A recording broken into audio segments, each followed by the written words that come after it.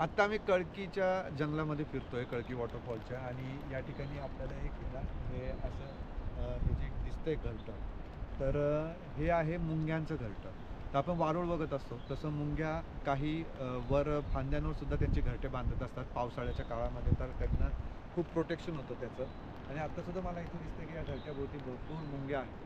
तर हे तसं जर तुम्ही बघितलं तर हे वॉटरप्रूफ असतं आतमधून, कारण पानांना एकत्र करून आपल्या सलाईवाने त्यांना मुंग्यांनी चिटकवलेलं असतं. आणि त्यांच्यासाठी ते खूप सेफ आहे. पण जेव्हा आपण डोंगरातून फिरत असतो जंगलांमधून, त्यावेळेला जर का आपला चुकून अशा फांदीला धक्का लागला किंवा तिथं टच झालं, तर ते डिस्टर्ब होऊ शकतात, ते तुटू शकतं आणि त्याच्यातून त्या सगळ्या मुंग्या बाहेर आल्या तर त्या आपल्यावर हल्ला करू शकतात. त्याच्यामुळं जंगलामध्ये फिरत असताना खूप बारीक लक्ष पाहिजे. आम्ही जे म्हणतो ना, म्युझिक लावून नाही फिरायचे. त्यानंतर तुम्ही गाणे गात फिरू नका, धिंगामस्ती करत झाडांच्या फांद्या हलवत चालू नका.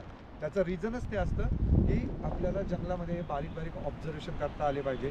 आणि ते ऑब्झर्वेशन करत जर आपण चाललो, तर आपण स्वतःचंही प्रोटेक्शन करू शकतो आणि जंगल समजून सुद्धा घेऊ शकतो. तर खूप सुंदर आहे हे. करिश्मा एकदा दाखव सगळ्यांना. येस.